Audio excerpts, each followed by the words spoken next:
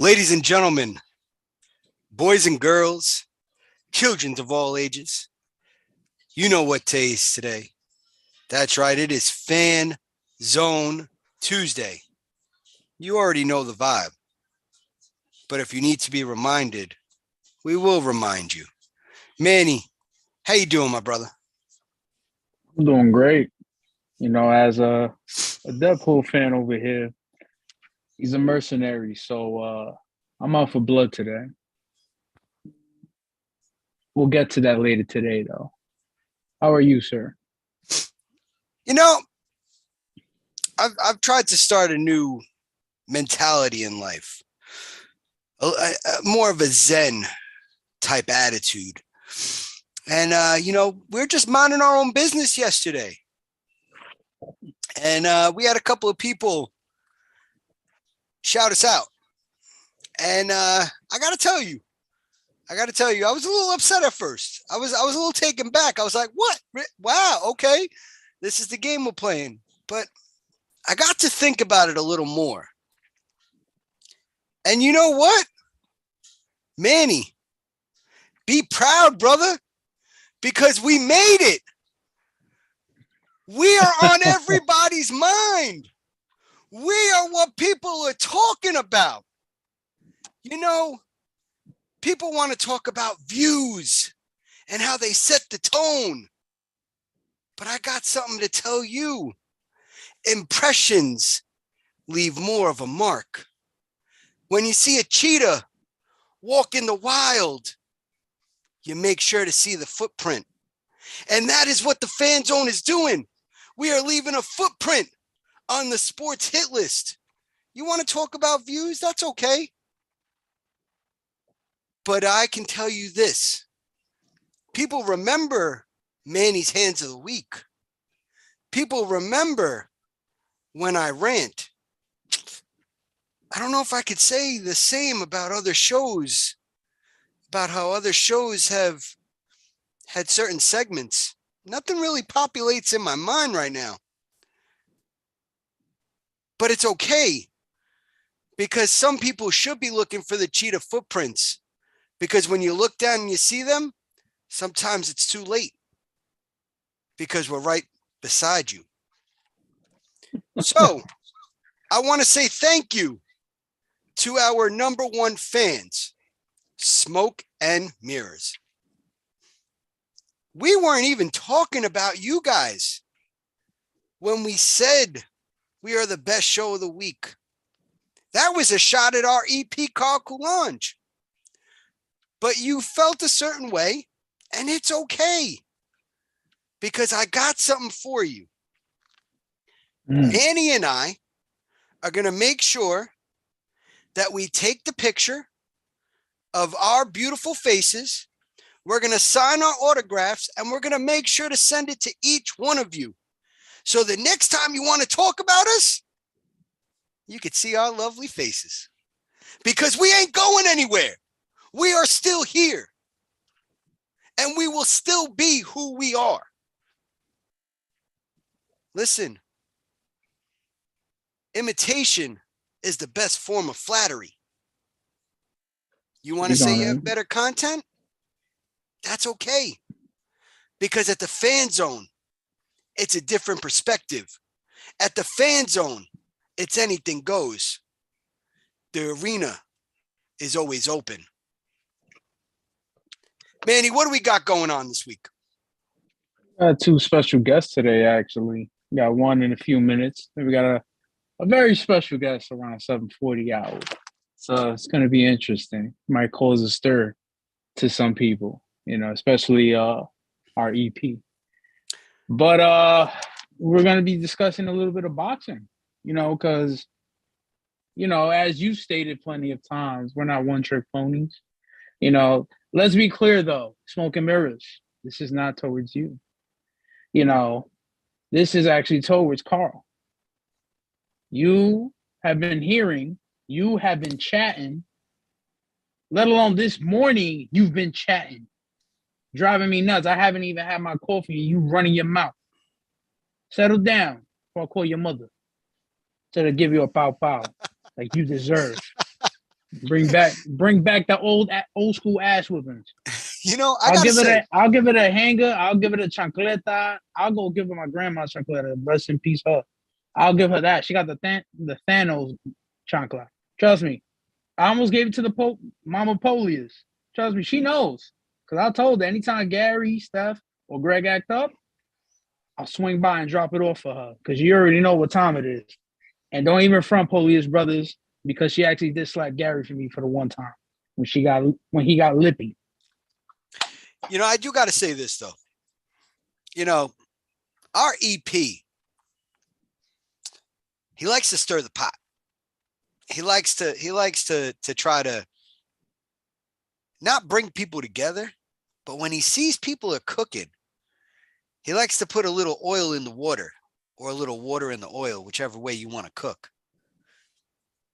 You're making faces at my analogies, but I want to be a little more poetic these days. Bro, these are kind of questionable analogies, zen. Bro. I'm telling you, I'll send you my inspirations book that has all these sayings in it. I'll send it to you. I'll sign that for you too, Manny. But Carl likes to turn around and try to come at us, and then tries to play the victim. You ain't no victim. You a wolf in sheep's clothing, Carl. We see what you're doing. You saw the camaraderie we had with Smoke and Mirrors. But right when we said something, you started whispering. Oh, you see what they're doing over there? You're not slick. And we got your number. And we're waiting. But with that being said, we have a man that is very well known in the sports hit list streets. This man has had a lot to say about your team, actually, Manny. Yeah, unfortunately, I got to deal with this guy on a daily basis. Drives me nuts. And with that being said, at least we confront our people. That's do. All I'm saying. We call them into our arena. And with that being said, Mr. Wilson Ramirez, please step on in. Turn your camera around to the side. Flip the camera for us. Which way? This way? Yes, sir. But there you go. Perfect. What's going on, Wilson? Welcome. I'm good. Say hello to the bad guy. Huh? I love it. The bad guy. I love it. Hello to the bad guy. Well, listen, before you and Manny chop it up, as we always do when we have any new guest come on the show, who you repping? We want to know the teams you repping. I already know one of them, especially with the commentary. Unfortunately. You already know. The number one, the New York Giants. Okay. Born and bred, gotta rep the Giants. We got chips going back to the AFL. That's legendary. It's just legendary stuff. It's authentic. Then I gotta rep, home of the brave, boogie down. Gotta go with the Yankees. If it ain't Yankee, every other pinstripe don't matter. You know what I'm saying? Crazy. That's the only team you and me agree on. Yeah, but last but not least is the Knicks. That's right, baby. The original New York team. Obi, baby. Obi. Oh yeah. That was a snoozer.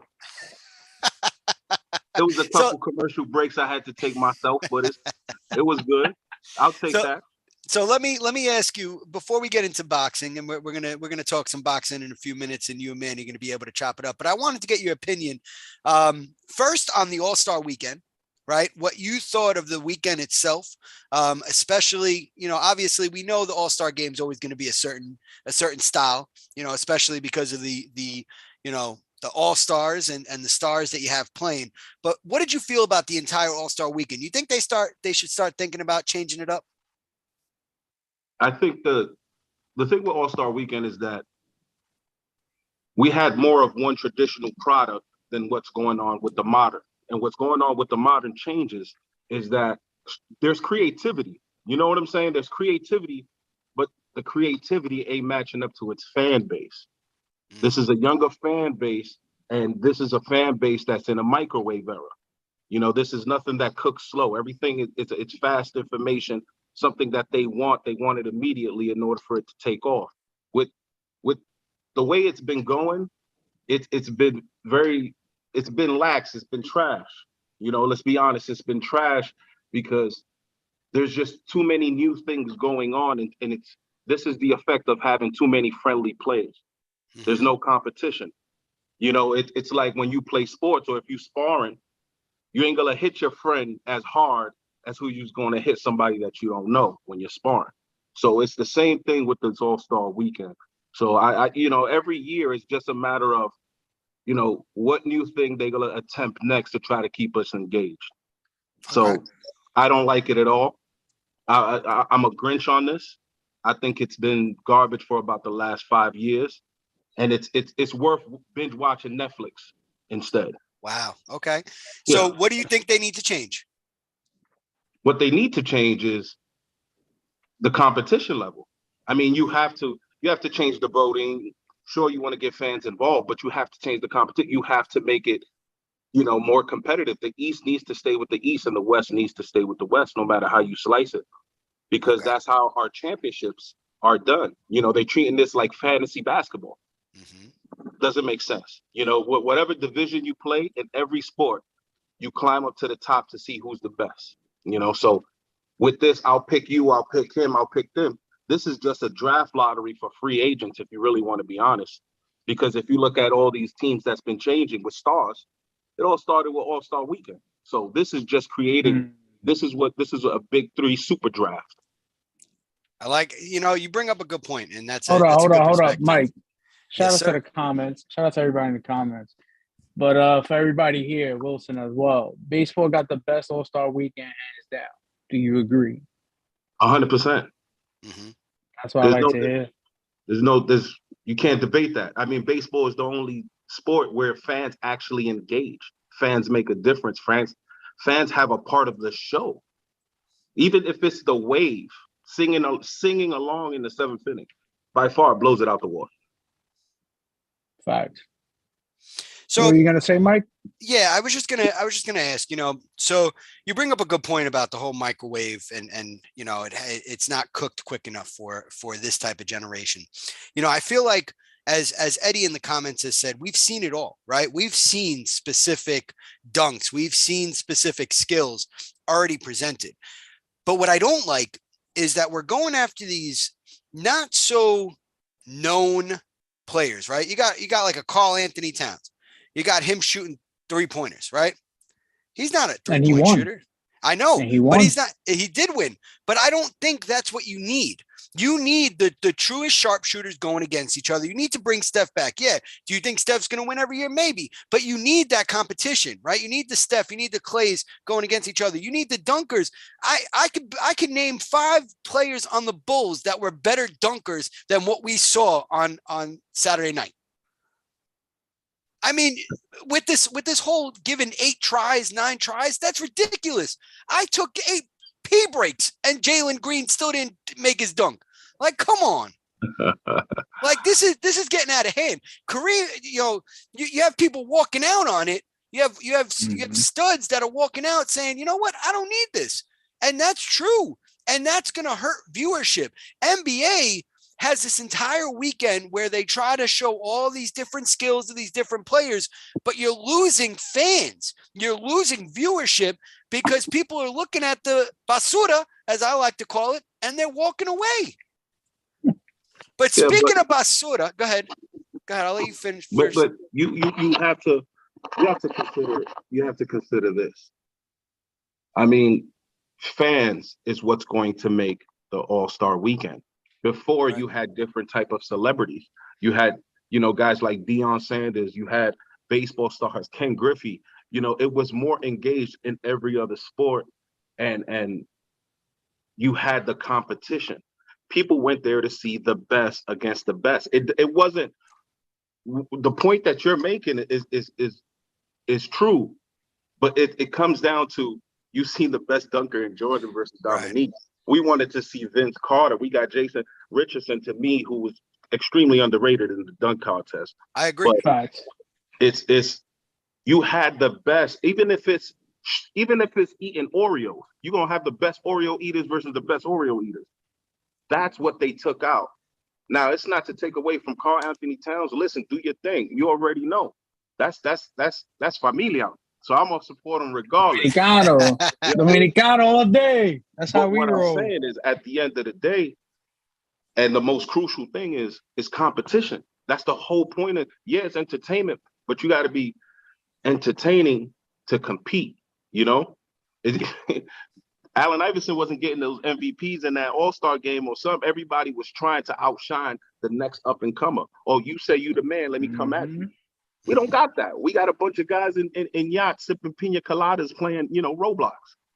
That's what we got, man. So before we get into the topic for you and Manny, there's been a lot of talk on the hit list streets between you and Manny, and you towards the Net fans with their basura, and that's the way they've been playing as of late with the 11-game losing streak, almost 12. I think they went 1-11 at one time. And yes, I'm saying this as a Knicks fan. You could give me the death stare all you want, Manny. How's Baguette Fournier again? Oh, that's right. You still haven't won a game against us. It's still hold good. on, Mike. I remember, if I'm not mistaken, when we did go to the Barclays and you witnessed your team get smoked. I don't care about how much. Got smoked. You were chirping. First off, no. You were chirping saying, wait till you play us in the Garden. We're going to cook y'all this, and this. And what happened? Put a little freaking sazon on your asses and smoke out the building. Never heard Net fans in MSG ever in my life. And for the first time ever, I've heard them since Jason Kidd era. Let's be honest here, Mike. And you too, Wilson. You ain't low. Nah. I ain't gonna lie, Wilson. You called me a couple times. You even called me on some good days. I was like, this guy. Funny, this though, one. You know what's funny? In MSG, there was a lot of tears and a lot of sweat for the first 3 quarters. Nets fans was pretty silent. It was pretty silent, but I gotta do it. Yep. The Nets I love it. Pumping y'all chest like y'all King Kong and y'all trophy case is empty.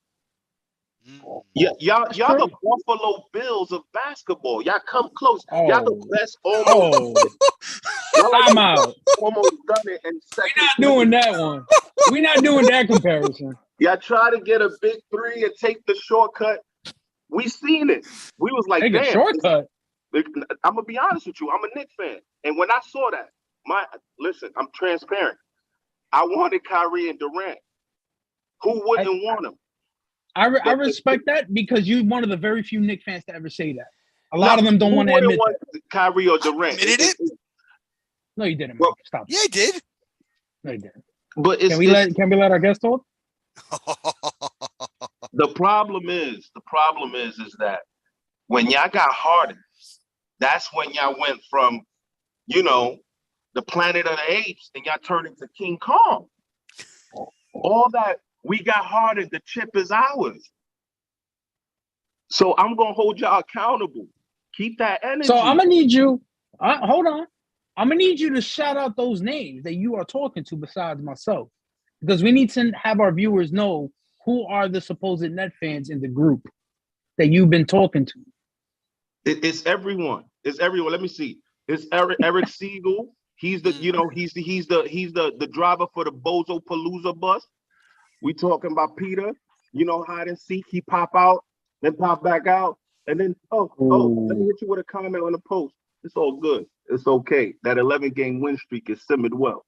But that's who else is on there? Then you have some random dude look like Shawn Michaels from the Rockers. I don't know. There's a couple. I'm coming for all you. What about Eddie Gonzalez? Eddie Salcedo Gonzalez. Eddie's funny. Eddie's funny. Oh. But you know what? Listen, if the Nets fans could take it and y'all come at the Knicks, hey, listen, facts are facts. Whatever I'm for it, though. They smoke, I'm for it, though. The smoke go. I'm with it. I appreciate that.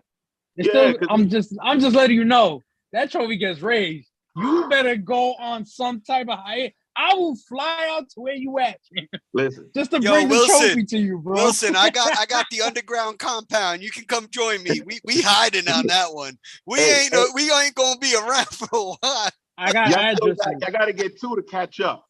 So I think we in a Oh, good league. I'll take 1. I don't care. I don't care. Give me 1 ring. I'll suffer the rest of my life with no more rings. Okay. I'll take 1. All right. Okay. That's all it is for me. That's fine. They got them on eBay because y'all not getting one. Y'all not getting one. Wow. They don't got it on Facebook Marketplace. They don't got it on Amazon. They don't got it on none of that. They got it on eBay. Chill. Shout out to my boy Ray Rodriguez. My bro Ray Rodriguez posted in the chat there in the Facebook Marketplace. Somebody was selling $2 soy sauce packages, bro. That shit. Shout out to him. So I'm gonna jump in here. I just I don't want to take away from what you guys are going to talk about with boxing, but I do want to get your opinion on the whole Harden saga, how that ended. And the Nets getting Ben Simmons and got a couple of good pieces for him, but the way that transpired, do you think that takes away not necessarily from the Nets, but from the Harden legacy? We've seen the way he's been the last few years, right? Kind of not necessarily faking injuries, but sitting out, right? Not wanting to play certain games, not wanting to be on the court, making management want to move on from him. What do you think that does to his legacy now that he's on another team? Well, there is no more legacy. Okay. That whole legacy thing is really a timestamp. Right now, it's more of who did the best in whatever situation, right? The whole legacy concept is gone. So the only thing people are looking at is just records being broken. It's not deep into the context. It's like a quarterback who threw for 400 yards, but for the first 3 quarters, he had 110 yards. And then in the 4th quarter, he did something. So it's real complex with that. Nothing is going to hurt Harden. Nothing is going to hurt LeBron. Nothing is going to hurt none of these young guys because it's a new fan base. They have a different criteria of judging players. So if we're talking about the traditional from maybe 2005 to 2008, maybe under basketball, then maybe that's a different criteria. But now it's all mixed up. We got centers shooting threes. So that goes to show you everything's changed.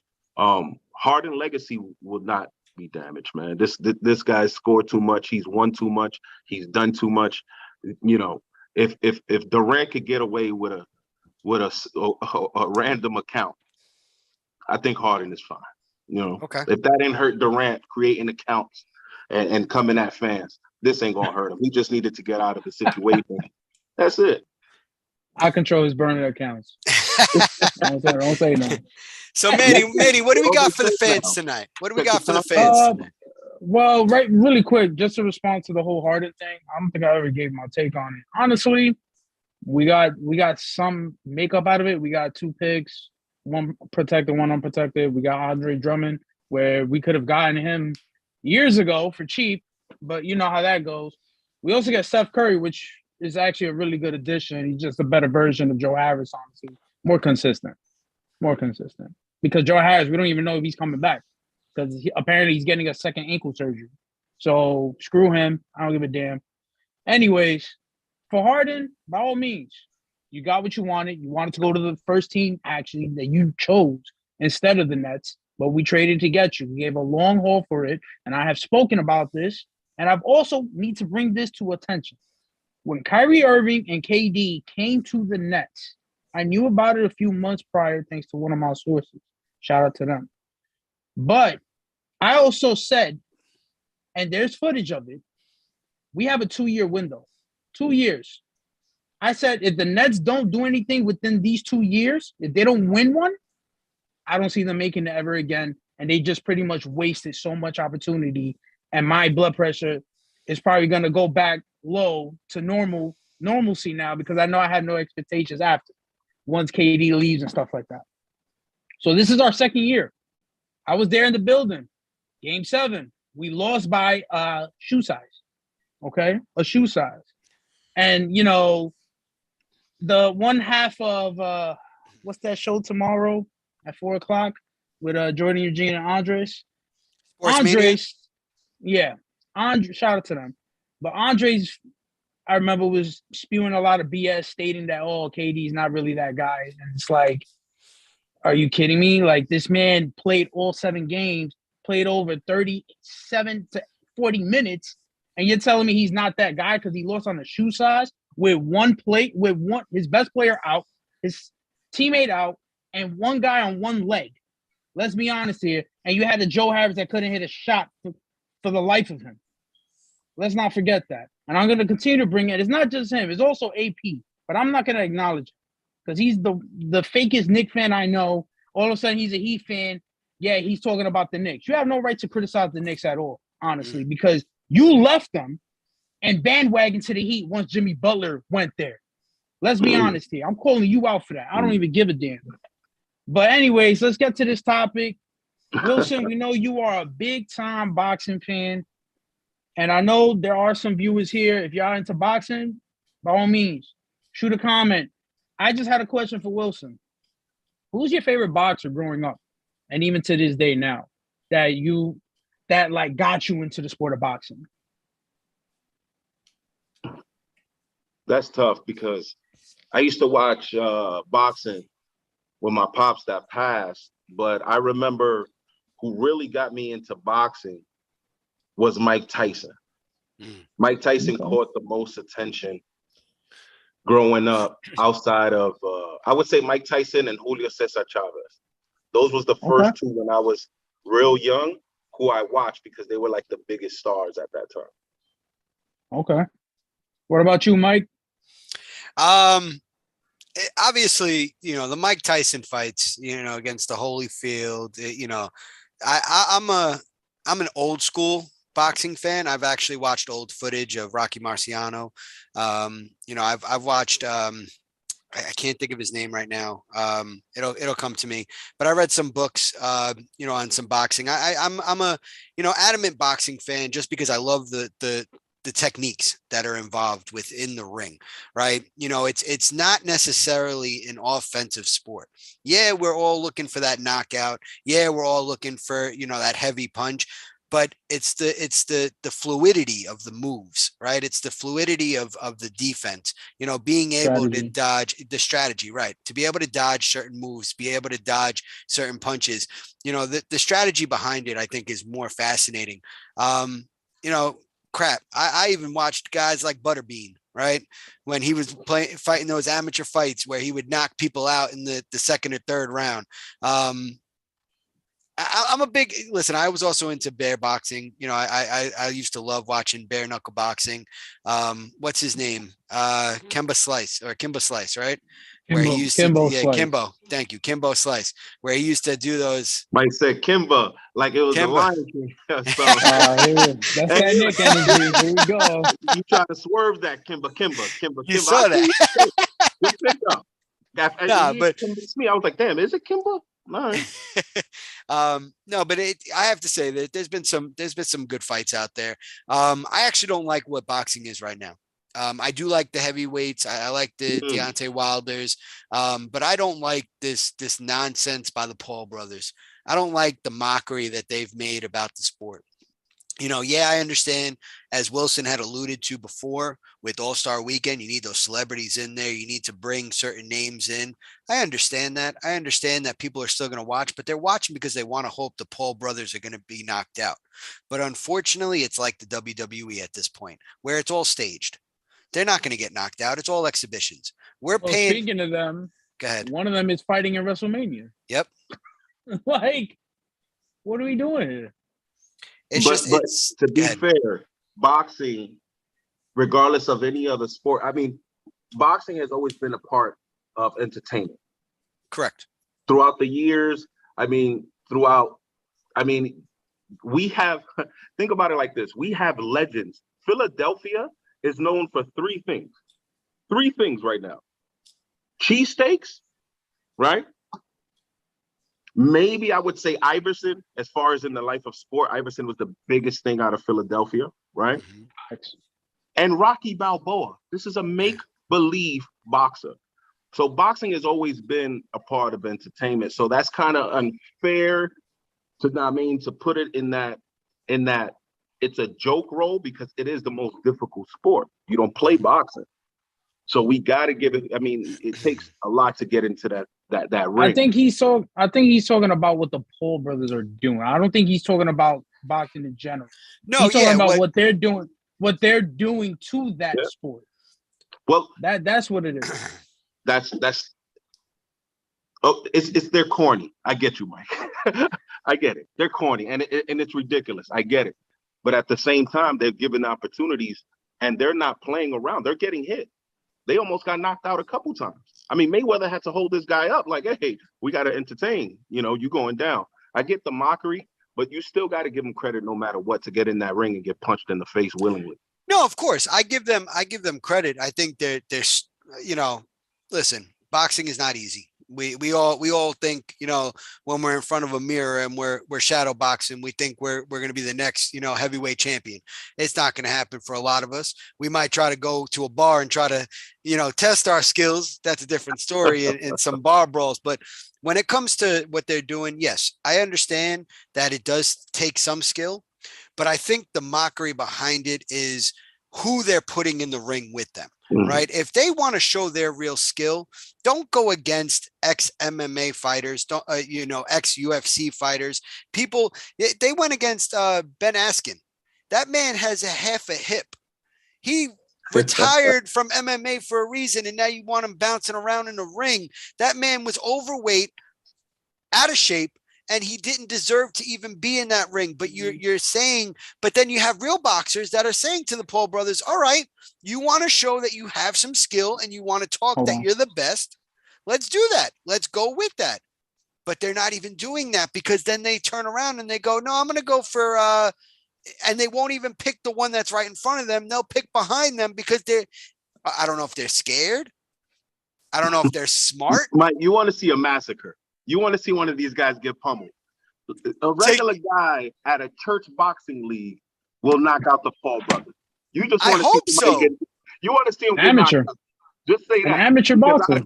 I want to see one of them get knocked out by a real boxer. Listen, but that's where boxing is, right? Boxing is you're going against one another. You're going toe to toe, right? You're going toe to toe against one another to see what might happen. And that's what it comes down to.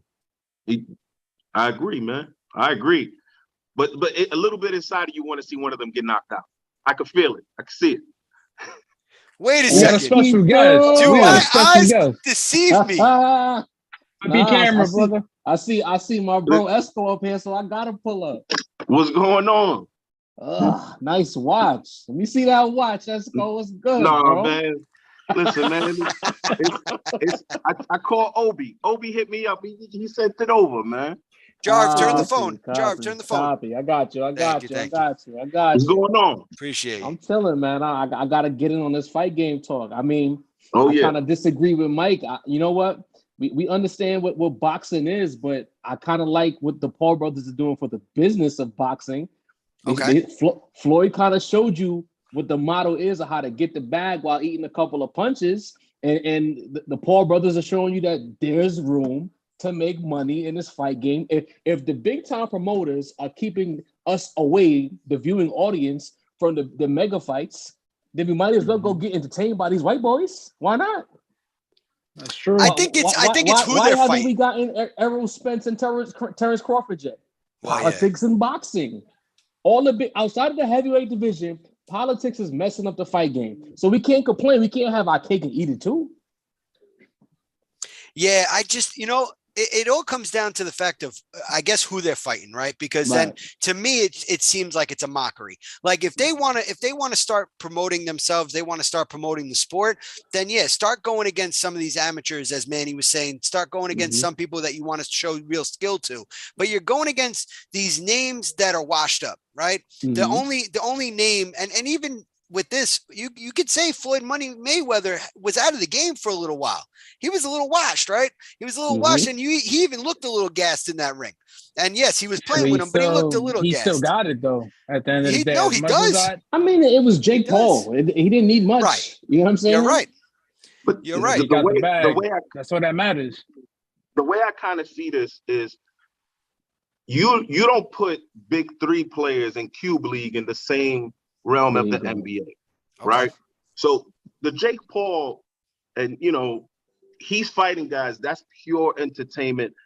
His wins matter to an extent of the generic version of boxing. It's just entertainment. You're not going to put him on the same level as Stone Cold killers like Errol Spence and Crawford, Deontay Wilder, and every other elite boxer. You can't put them in that same realm. There is a division within that. And, me and Ray always talked about the fight game consistently. And one thing that we always said is what he alluded to earlier, is that there's room for everybody.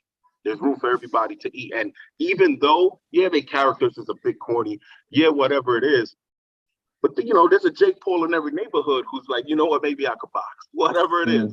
There's a Jake Paul right now on TikTok, a generic version of him, who's probably taking a box. Is going to help the sport and promote the sport more than our opinions saying that they're corny. I guess you could say I'm the Jake Paul of the sports Hitler streets, I guess. Nah. I just wanted to see Jar's reaction. I think that title belongs to Fandon Balco. Oh, okay. I like it. I like it. I like it. So, no shots. I'm just calling it what it is. You feel me? So listen, Jarv. Hold on. Go ahead, man. Hold on. I got this, Mike. Jarv. Oh, he got it. Part of me. I asked Wilson. I asked Wilson this. What boxer or fighter wanted to got you into boxing? Like, what got you into the sport? Who made you be like, yo, must see? It could be Tyson. Obviously, everybody loved Tyson. I'm gonna take it. I'm gonna take it back for Esco right now, bro. It's Muhammad Ali. Esco and I have been arguing about Ali and Tyson for a cool 5 years now. For a minute, man. For a minute. Yeah, I mean, Ali's that guy. Most of us as kids, and then once YouTube came into play, and I literally watched every fight of his career on YouTube, and YouTube was a wild, wild west. You couldn't tell me there was a better fight than him. Ali's the guy for me.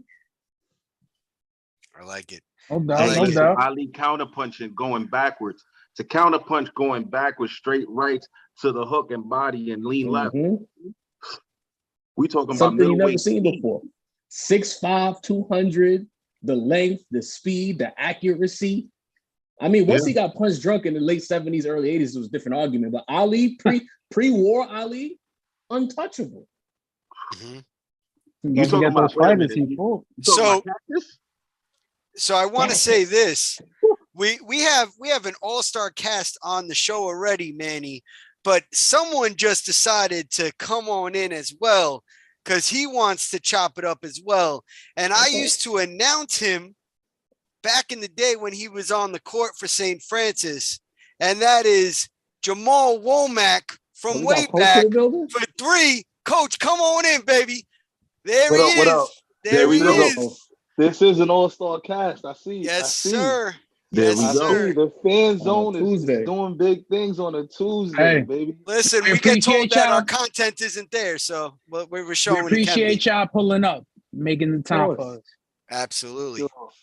So, Jamal, first I'm gonna get to you for a second because I know Manny wants to ask you the same question. But Jarv, I want to ask you, as we ask every new guest that comes onto the show, who you repping? I mean, I'm a long-suffering Met fan. Love me some Giants, even though I'm boycotting the New York Football Giants. Okay. And of course, I love me some Lakers. Esco, what's good? You know the vibe. It's all about the Lakers. I bleed purple and gold, even when it's ugly outside. I'm still outside. Those are my teams. I appreciate that. Well, Womack, I'm gonna ask you the same question before Manny keeps cooking it up with this boxing topic. Everything New York, everything. New York Giants, Rangers, New York Yankees. I chose the Yankees because I grew up in the Bronx, about 5-minute walk from the stadium. So, but my parents raised me a Mets fan because at the time the Mets tickets were way cheaper than Yankees tickets. and my mom's is originally from Astoria Projects. My dad is originally from Queensbridge Projects. Grew up with Ron and them in Queensbridge. So I was a Queens, baby, but raised in the Bronx. And then, of course, as much as it hurts sometimes, New York Knicks every day, all day. That's Doesn't matter what the record is. I'm New York Knicks to the death of me. My whole nation. My man. I love it. And you know, college. I'm repping the Terriers, man. St. Francis' own, Brooklyn's own. That's it. Small college. That's it. You know how we do, man. One of the 3-point leaders right in front of us. Yes, sir. I got to see him hit a game winner before. Yo, Manny, can you remind us your teams again? Oh, that's what we're doing? Hold on. You coming on my show disrespecting me? Oh, nice. Oh. Short-term memory, you know what I mean? Jesus. Oh, you in LA, right? All right, I'm pulling up next month. That's it. It's over. Hold on, let me check the door. Wait a minute. I got security over there. Don't worry. Man. Nah, but Wom, just to let you know, I asked these two gentlemen here in boxing, who got you into watching boxing? Like you was like, damn, this is fire. Like I gotta continue watching. And Mike Tyson, man, without a doubt. I remember as a kid, my uncle used to invite everybody from our church because I went to a church called Joy Fellowship. It was started by some Amish Mennonites who came from Lancaster, Pennsylvania. So, you know, they didn't really believe in, like, at that time, they didn't believe in, like, cable and stuff like that. But my uncle, he was a leader of the church, and he used to just invite all the men from the church to the house, and they used to just put the Mike Tyson fights. And I just remember, like, if you didn't get to your seat in some of his fights, it was over. Like, you know what I mean? Like if you went to go get a slice of pizza, you come back, it is done. But the person who kept me in boxing is when I got older, a little older, and I started to really read not just boxing history, but, you know, Black history in itself. You know, learning about Muhammad Ali is what made me really respect the genre of boxing, because if you watch Muhammad Ali and you read, you know, his interviews, he always paid homage to those who came before him. So it's kind of like he got you get a history lesson every time you listen to him speak. And his showmanship was really one of the first guys to really sell the fight. So when you see Floyd Mayweather or Conor McGregor, or, you know, Zab Judah, when he was selling, even Iron Mike, when he was, you know, I'm ferocious, you know, I eat your kids, all that really was put for Muhammad Ali. And also Muhammad Ali back and forth with Howard Cosell is what we see today in sports media with the Skip Bayless and LeBron, you know, with all the different pundits who choose one athlete, but they really don't understand. If you really go back to your history, you know that Howard Cosell and Muhammad Ali were actually cool. They did it on purpose because they knew it would push each other's brand to the next level. And so, you know, for all those who don't know the history, I'm giving you one right now. That's the same mantra that all of these people who first take, you know, Cold Breakfast. Remember Cold Breakfast when they was on? I think it was Cold Breakfast, right? Cold Pizza when it was on Sports Nation. All of these different things, they come from kind of that home of Muhammad Ali and Howard Cosell, always going back and forth. So really, Mike Tyson, then Muhammad Ali kept me in the fight game. No doubt. So one more question. Your dream fight. Man, from any era, any weight class, it does not matter. They're all both evenly matched. Who do you want fighting each other? I gotta say two. I'm sorry, and I'm gonna go in the classes. Ain't no rules, bro. You can put up 5. Muhammad Ali, Mike Tyson. Okay. Sugar Ray Leonard Mayweather. I would love to see Sugar Ray and Money May. I would love to see that.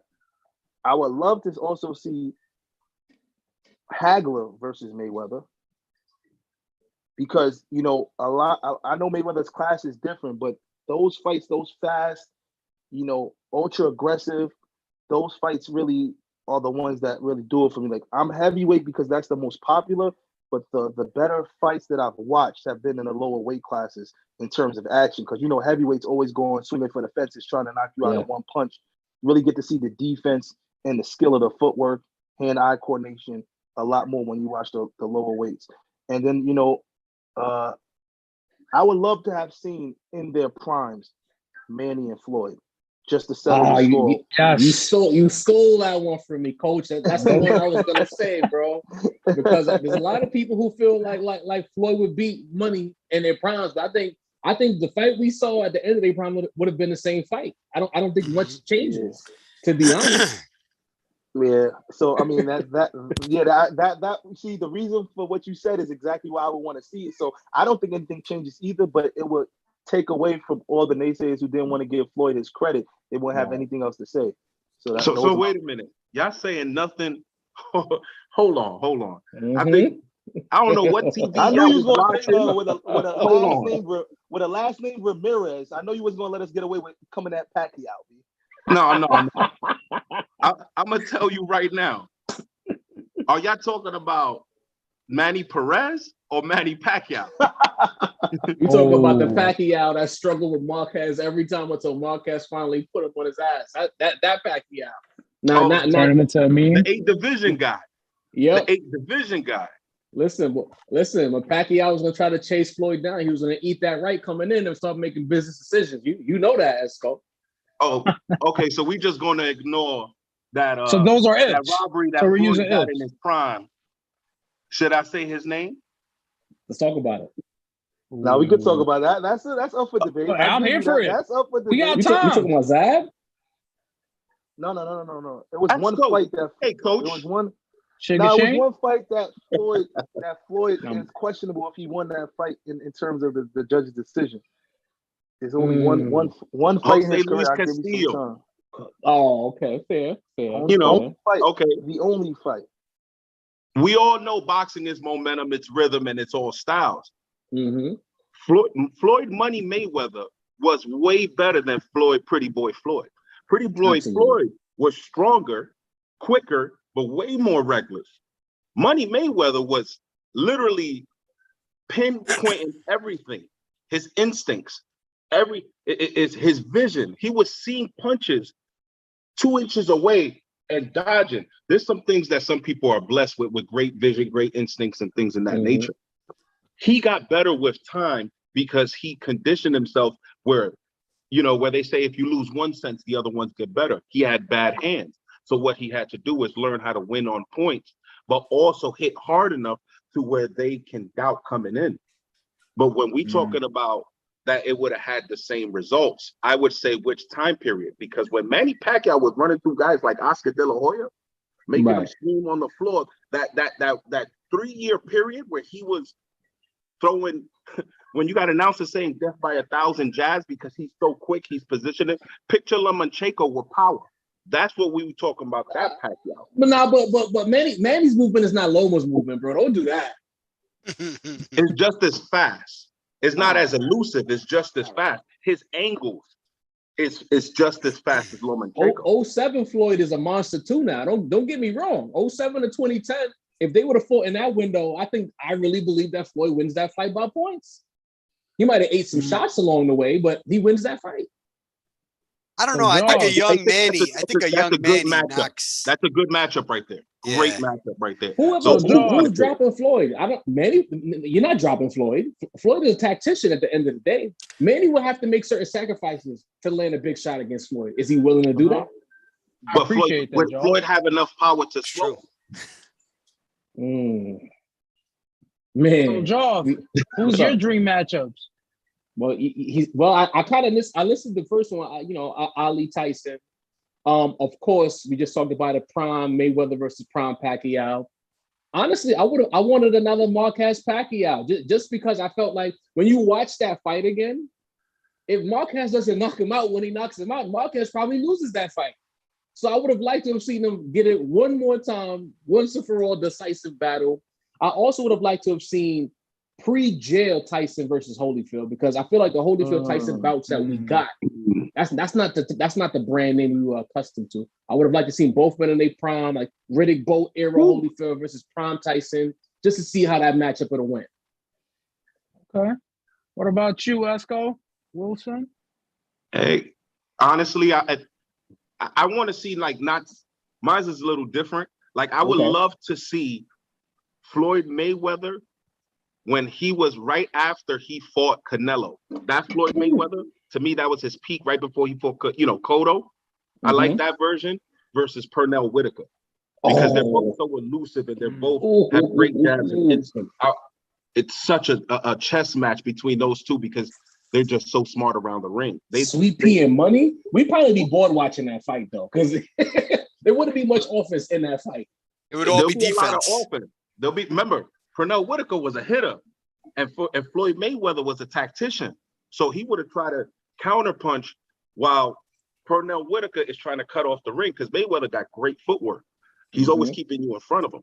So I would have loved that. I would have also loved Canelo Alvarez versus Julio Cesar Chavez, both at 147.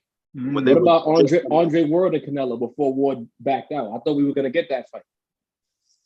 Well, they couldn't make that fight. I mean, Andre Ward was considering retirement and things in that nature. And the way he wanted to go out on top. But, and then Canelo wasn't this Canelo or Caunelo, however we want to put it. Nothing gets by. Nothing gets by. Esco, they don't know about the Caunelo bar, bro. Listen, do you know what I'm gonna have to hear if I let that Caunelo go by, that we don't talk about that? There's a mystery meet where he lives at, and all of a sudden he got better. Ray wouldn't let me live with that. You know what I'm saying? Well, yeah, I'm a Triple G head, bro. I was sick that they robbed in that first fight because he beat Canelo the first time. I don't care what anybody says. I agree with you on that one. Yeah. I actually had money on Triple G smoking him. The business of boxing spoken in that series of fights. I think so too. Yeah. I think they had a hand in that. They wanted to move more towards a Canelo, younger fighter, prettier. Yeah. Yeah. All right. So, Mike, I know you have a new segment that this is the second time we're doing it. So by all means, ask our guests. Before we get into that, I wanted to jump into the Juwan Howard situation. We're talking about boxing. We're talking about haymakers, and we saw Juwan Howard lay a haymaker the other day. And I wanted to ask your opinions. Obviously we have a former coach in the building, but we have fans of the sport, and I want to hear your opinions on. Did you think Howard went too far? Do you think 5 games was too easy for him? Was it harsh? I want to hear some opinions. So I'm gonna start with you, Womack. I know you've been on the sideline and you've gotten heated at times, but never to the point throwing haymakers. So I want to see what your opinion was on it. I ain't Juwan Howard either. I don't got $100 million contract. So when you got that contract, it's gonna be hard for them to fire you. So and you a Fab Five legend. But I don't know who I texted. I think I texted Carl, and I predicted. Carl could vouch for me. I predicted this exact suspension. I know exactly what the NCAA and Big Ten was going to come up with. They were going to suspend him the rest of the season. They say 5 games, but they could have just said rest of the regular season. Allow him to coach in the conference tournament. I mean, conference tournament is all about. It's a lot of money involved, man. It's just like when you taking away how much he's getting paid in terms of for all the games he missed. So you suspend him the rest of the season. Michigan is losing a lot of money that they invested. And that's what a lot of these conferences are thinking. Like, you're paying somebody millions and millions of dollars to run your team, and he's not going to be there. Also, we know he's going to be talked about, but if he missed every game in the tournament, any NCAA tournament, that's all anyone's talking about. What would Michigan be without Juwan Howard? Juwan Howard this, Juwan Howard that. So they gave him the rest of the season. I agree with it. That's what I would have did if I was the commissioner. Now, if he would have, and the punch or the mush, those are important to look at also. Like, if it would have been a full-out mano-a-mano 1-2 piece, I would have suspended him the rest of the year. Mm-hmm. The fact that it was more like I'm reaching out to get you, and it almost came up like a mush, like I'm mushing your face to stop talking to me. Like, don't you touch me, get the heck out of my face. That's why I think he got the 5 games. If it was a direct punch in your face, you injured him, you could really harm him, like he can press assault charges, then we talking about something a lot more different than the 5 games he got.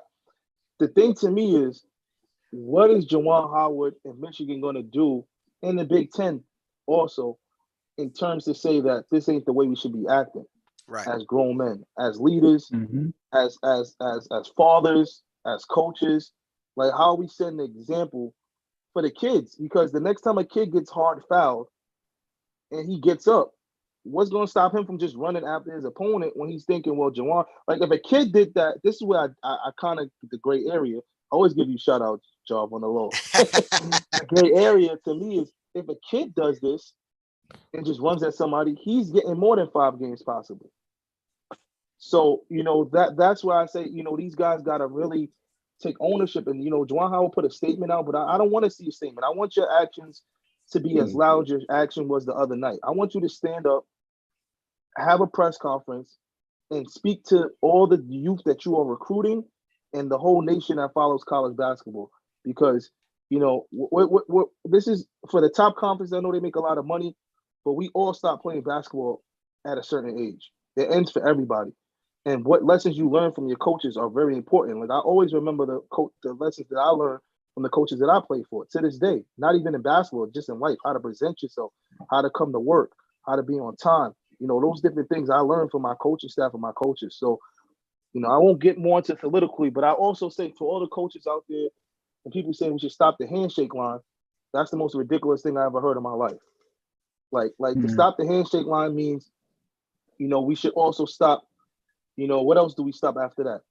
Do we stop holding the door for people when they come in? Do we stop saying thank you? Like, where's the line to say that we just gonna quit on what's supposed to be right or wrong, and we just gonna give in? Because what's crazy? On that day it happened. It was Sunday. There were over 16 other college basketball games that all ended with silent handshake lines where people commended the other person that they was going against and said good luck with the rest of the season. So we're not gonna. You don't let the inmates run the asylum. That's a saying I always have. The inmates don't run the asylum. So don't stop the handshake line. Those grown men, Juwan Howard especially, they have to own up to what they did and move on. So I'm going to ask Jarvin and Esco to chime in on this in a second, but it is the unwritten rule, obviously amongst coaches. Wisconsin was up big, they call a timeout with under a minute left. Juwan took offense to that. He took it as what are you doing? It's like you're trying to call a play, to make it, you're trying to come up bigger. Who came in the game? Like I watch at least 15 college games a night. This is a series. I watch at least 15. If like tonight, right now, before I was talking to you guys, I was watching Yale play. My friend coaches at Toledo. I got Bowling Green who's on. I got Alabama. I watch all these games every night. If you up by 30, a lot of times you put your walk-ins in. Right. Or the guys who don't play minutes, who have never. You ever see the coaches call a timeout and do like this? Yeah. That means run the clock. That means we're not calling a timeout for a play. Or even if they call a timeout, maybe they're calling a timeout they're home. They're calling a timeout to get somebody who's been there for 4 years a jump shot. They want them to score because in the Big Ten, there's no guarantee the next couple of games you're going to get a blowout. You may get 5 to 10 point games every single night. And somebody who's bust their butt for 3.5 years, this is the only time they're going to get a chance to score. So maybe that's what the head coach, because we played Wisconsin this year. I was there. I met the Wisconsin staff. Good guys. I don't think that coach was trying to rub it in.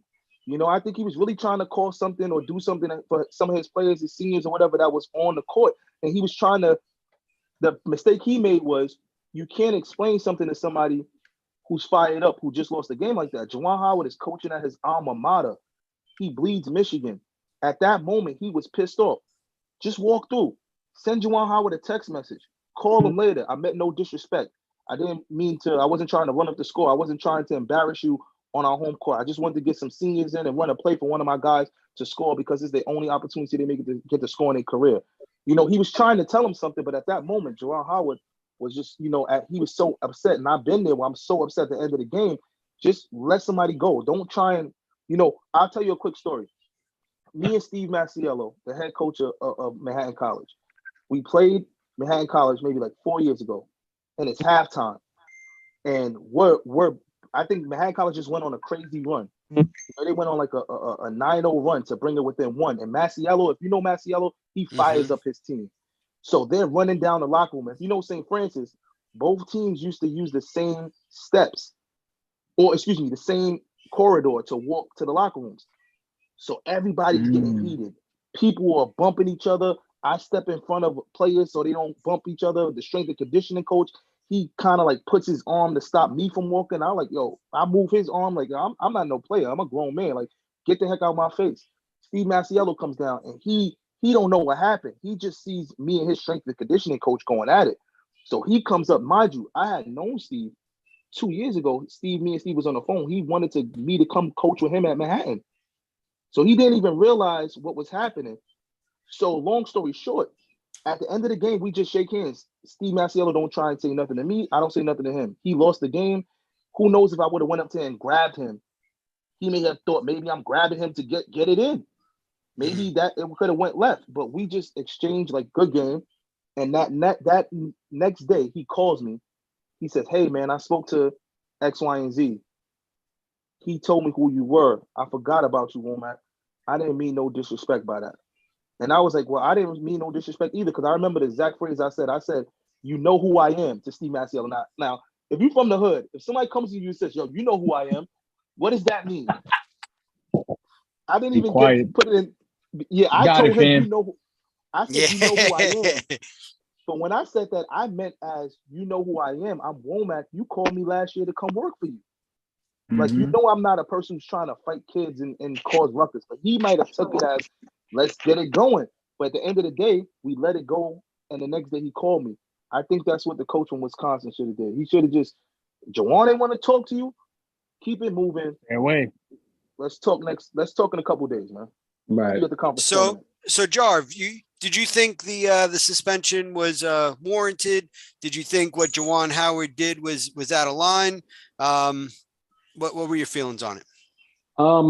I think he got off a little easier. Okay. Carl can vouch as well. I think Carl was clutching his pearls in the group chats, and I was like, he's not going to get fired. He'll probably get suspended for the rest of the season. I thought he would get suspended through the tournaments, to be honest, just because of the optics of the situation. I don't think what happened was that bad per se, but a lot of times in this climate, it's all about what it looks like. You know, we having a handshake line, and then it turns into a scrap. You got to think about he grabbed the head coach of Wisconsin's shirt, then let it go. It seemed like you could tell in the moment that Juwan Howard was like realizing the severity of the situation as he's about to wild out, because he grabbed his shirt, let it go. He went to snuff the other dude, and as it was becoming a snuff, it turned into a slap.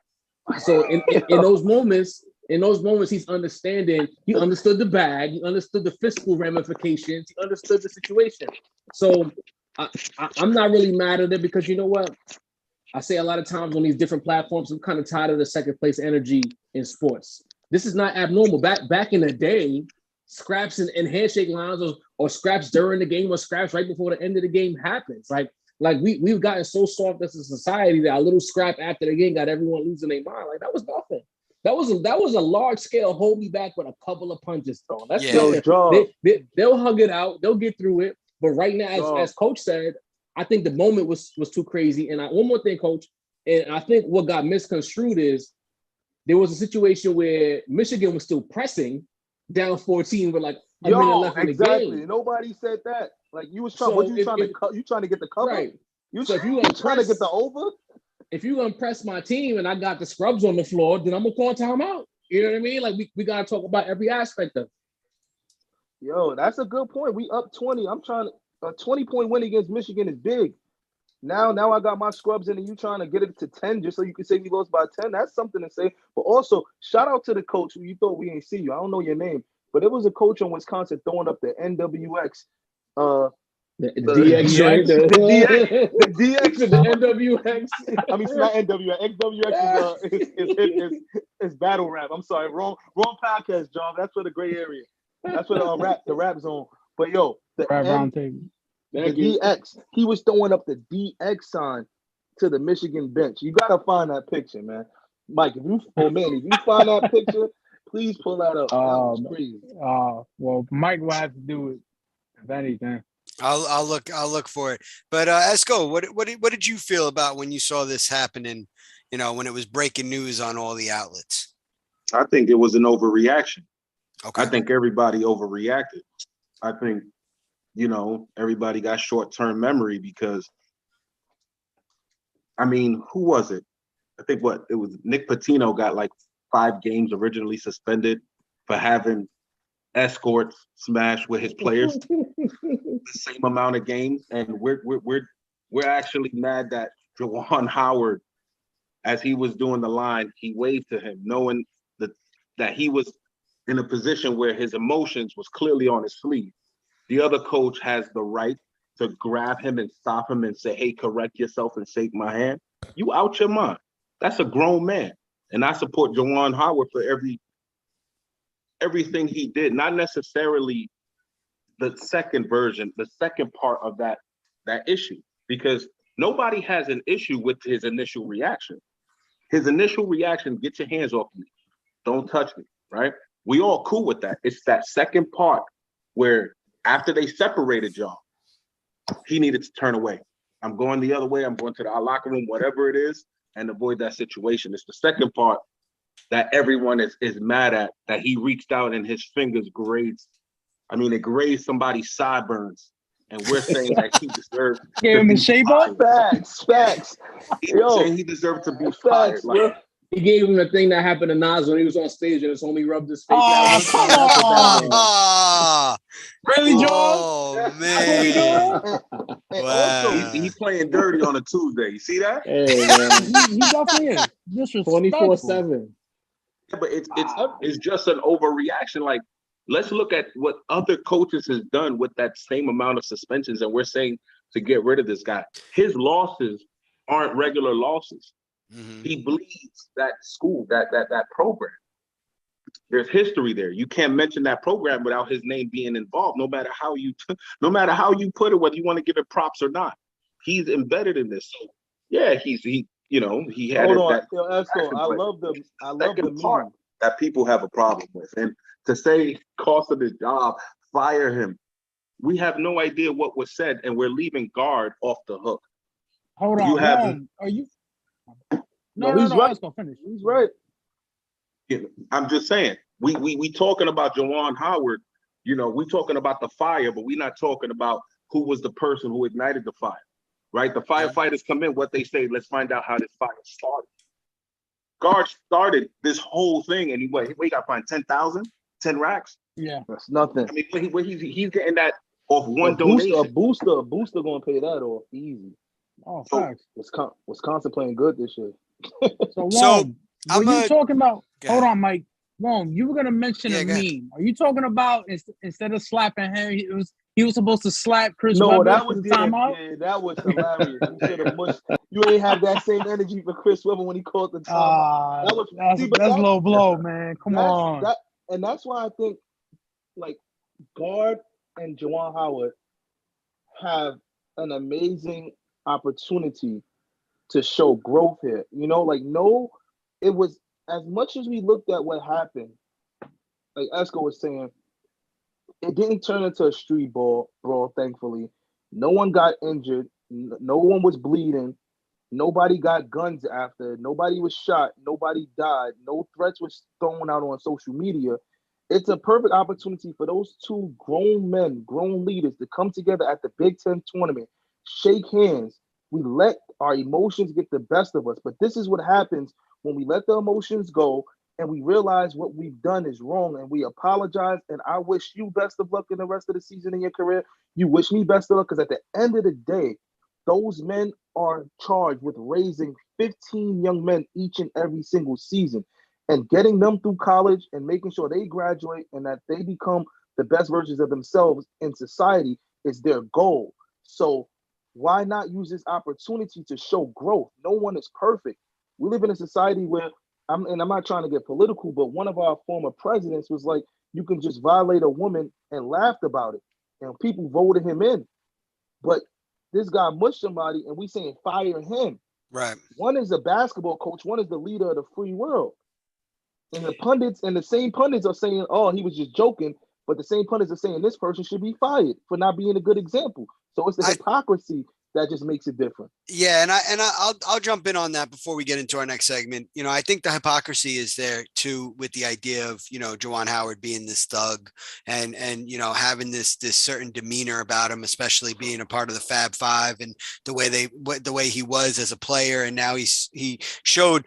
He let his anger get the best of him. Not saying that it was right, not saying it was wrong, because again, as Esco said, I actually appreciate what you just said.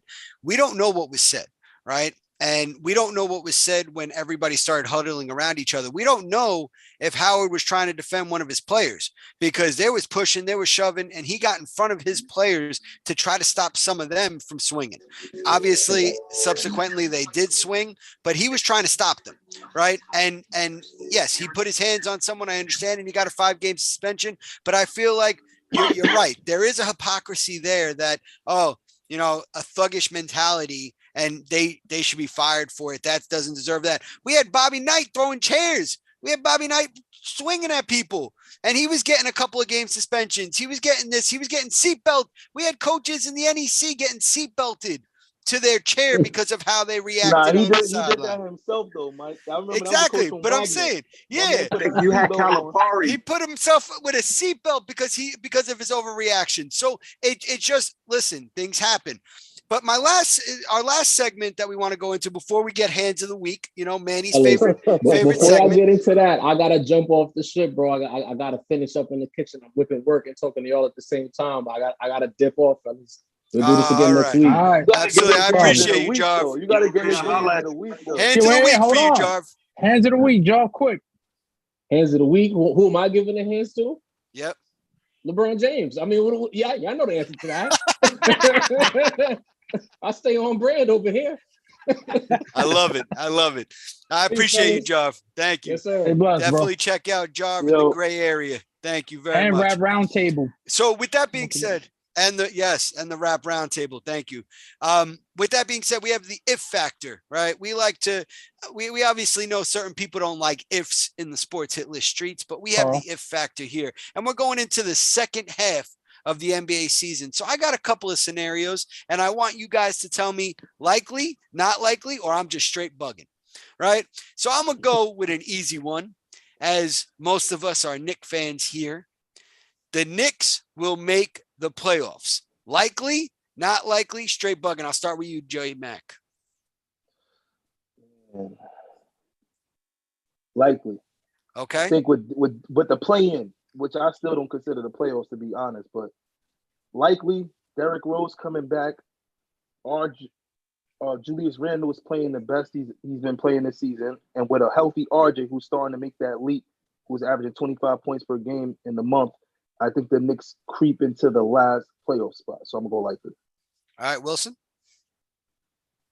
I'm gonna say likely. I'm gonna say likely because not much has changed in the division as far as who's going to be the dominant teams, what you see, what teams are up against, and who's really contenders. I think the Knicks can pull in a couple strings of wins, 3 or 4 wins at a time, and I think if we let our young players actually get off the bench and stop handing towels, and maybe Tibbs feel like he can do something with them, I think we can make a run at it. I just feel like the last half of the season is going to matter. But I really see just the play, and I feel like the coaching is going to really hurt us, eventually. But I think it's very likely. Manny? I got to check with the play-in. That's all I'm going to say. Because honestly, also, Chicago don't want to see us in that if we do get in the play-in and get that last seed.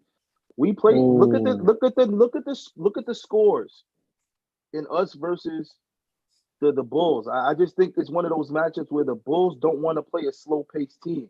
They want to get up and down. They want to play a fluid type game.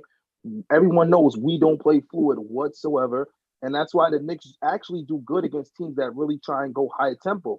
We played the Nets. We lost to the Nets with nobody, but even when the Nets had their players, we played them tight. So any team that likes to really go up and down, we had the Lakers, we had the Nuggets. We don't play good against the teams that slow it down and have really good defenses because our offense just really stinks. And we slow it down. We play one of the lowest offensive ratings in speeds in the NBA. So the Bulls, I would love to see if we have the opportunity to get there. I would love that matchup. All right, I'm gonna throw one Manny's way. With the Harden trade, the Nets will be the top 3 in the Eastern Conference. Likely, unlikely, we straight bugging. Wilson, I'll start with you. Not likely. Okay. Not likely.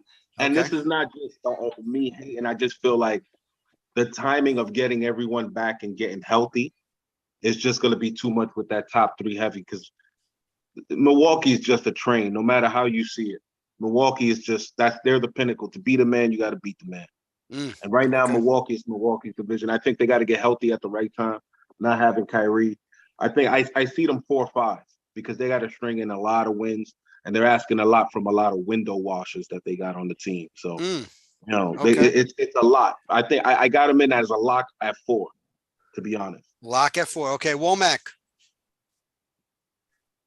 Man, that's tough. I got them as the 4 too, only because KD's just coming back. Ben Simmons is going to be put into, like, really get yourself comfortable. Kyrie got something cooking, but it's not 100% done yet. If his thing gets 100% done, then I got them getting the 3rd seed. So if in a week's time something changes to what I'm hearing, then I got them in the 3rd seed. He's coming back. If he don't come back, because let's be honest, the toughest thing is, this is why sometimes players don't work. It just doesn't work no matter how good you are. You really got to have that team chemistry and night in, night out, know what the rotation is. Guys can't go from playing 25 minutes one day to playing 5 minutes. It just if your role is 5 minutes on a regular basis, you're used to that role. You can't, it was really throwing the team off. So, it's all on Kyrie, man. If he coming back, likely, very likely. If he doesn't, not likely. Okay. What about you, Manny? Well, you already know. I don't care about the top 3 seeds. Facts. Whoever plays, I'm saying it right now. Whoever plays us in the first round is getting cooked. I don't care. I'm out for blood. Like I said, Deadpool all day. We here. Every playoffs come, I want us to step on their necks. Every team in the way. And I'm going to tell you this right now. The Miami Heat are not going to the finals. The Philadelphia 76ers are not going to the finals. You can clip this if you like. I'm just telling you right now. Regardless because the Sixers got Harden, cool, that's fine. You're telling me those who are going to win it? Nah. I'm sorry. Not happening. All right. So we know how Manny feels. Our next scenario. Anthony Davis obviously went down with another injury. With the way his injuries have been stringing together a lot more recently, and them saying 2 to 4 weeks be reevaluated, Anthony Davis plays again this season. Likely, unlikely? I'm just straight bugging. Likely. He's playing this season. He's playing, Mike. Likely. I don't, you know why I say that? And I'm being honest, is he might have to shut it down because he keeps getting injured. This is like his 3rd injury this season. Well, Mike, you put a caveat on that. If the Lakers come out and stumble and they drop to like 11th and it's 12th and there's no chance to make the playoffs, then you are absolutely right. He ain't coming back. But if they still at that 9th, 8th spot, 10th spot, 2 games out of 7th spot, You think him trying to push it? All right. Even if it's the last 5 games of the season, he's going to come back. Okay. Wilson. I think Anthony Davis is a sad situation. No matter how we see it, man. I think it's unlikely. I think, like you guys said, if it's 11th, 12th, if they're in the bottom, if they're where the Shrimps are at, yeah, they'll shut it down. But I think we're witnessing the breakdown of this young man. I mean, there's only but so much your body can take in the same area. He's tall, and before that, he looked a little bit heavier, looked a little bit sluggish. So I think we're actually seeing AD, slowly deteriorate. And I think the Lakers is in a tough position because what if he does come back? You're coming back at the time where guys are playing the hardest. Mm-hmm. Guys are going to come play the hardest because they got to try to make the playoffs. Right. They're going to come at you full force. Is he really going to be safe? I think it's unlikely. I think they keep him out until they see a clear sign where they can make it to the playoffs. Until then, you sitting on the side and healing. So you talk about a little heavier. Does Zion lay off the hamburgers? Likely, unlikely, or I'm just straight bugging? Damn, man. That man want to come to the It ain't the hamburgers, bro. It ain't hamburgers. It's the shrimp jambalaya? gumbo. The The shrimp jambalaya. crawfish. man. Nah, in all honesty, though, Popeyes. anyway, Zion plays this season. Likely, Done. unlikely, or No. straight Done. bugging. Straight Nah. Not bugging. Okay. He's swerving his way out of there. He's swerving Okay. his way out of there. All right, I got two more for you. The Suns make it to the championship. They make it to the finals. Is that likely, unlikely, or am I straight bugging? Oh, man. Unlikely. Just because you got to take the field. You got to take the field. You got to take. I like the Warriors. They're cooking the West right now, though. They're I cooking the know. West. They just lost CP3 though for like what, 6 Lost weeks? him for 6 Right. weeks. He got to come back. The Warriors will be getting Draymond back, which is the biggest. If Kuminga is playing like that for just 15 minutes, he is the X factor. Kuminga is going to be a star in the NBA. If you put him in the Timberwolves, I'm not saying he shoots as well as Ant-Man, but in terms of production and points, rebounds, he's gonna put up similar numbers if he's on a bottom dwelling team where he could just go off. Now the Timberwolves ain't bottom dwelling, but Ant-Man got his name when they weren't good last year. So now he became just that guy to go to. So he just kept up the momentum. You put Kuminga's gonna be a star, man. So if they got him coming off the bench, they got the deepest team in the NBA to me. There's no team deeper than the Warriors when Draymond Green comes back. So I still like the Warriors in the 7-game series coming out the West. Wilson. Man, it's tough to go against a healthy Warriors team, dude. But how valuable is CP3 in the playoffs? Would you say he's the most valuable player if he comes healthy in the playoffs? Would they become the most scariest team? I think Devin is more valuable than him. We seen Devin without CP3. Yeah. No. That man came over. So I would say it's unlikely, unfortunately. Okay. And Manny? No, I don't see him. We're gonna see. We're gonna see, Mike, how valuable Devin is now without him. Okay. We're gonna see. You don't gotta go 19-1, but you gotta go in the next if they play 15 games without CP3, you gotta win at least 11 of them for you to be And gotta go valuable. Super Saiyan. You gotta have to go Super Saiyan. And Setting then the bar high, huh? my last one for now is do the Milwaukee Bucks repeat? Likely, unlikely, or I'm just straight bugging? Unlikely. Okay, why? Again, if you betting man, you got to go with the field. You know, I got to go with the field. I think last year they beat the Phoenix Suns first time there. You know, they took advantage of the opportunity. I like the team, but again, as long as you got the Warriors on the side, the Warriors are playing basketball. That's who I'm picking to win the championship. That's who I'm taking in full health, these Warriors. And the East is gonna be a gauntlet of how it used to be back in those West Coast days. You gotta go through if the Nets get everybody, you're not better than them. Mm-hmm. I'm sorry. Kyrie got injured last season. Let's call a spade a spade. I'm not saying it's an if, but Kyrie got injured last season. When Kyrie, I'm approaching thinking of this as everyone healthy, everyone playing. Okay. The Nets are better than the Milwaukee Bucks to me. And James Harden was even hurt in that game 7, if I'm not mistaken, right? He was hurt in the series. He was hurt in the series, but he came and played. Didn't he play in game 7? No. He played on one leg. That's what I'm saying. Yeah. He played every game, Mike. But the thing is, he was playing on one leg. He got hurt in the first minute of the game of game 1. All right. So Womack says unlikely. Manny.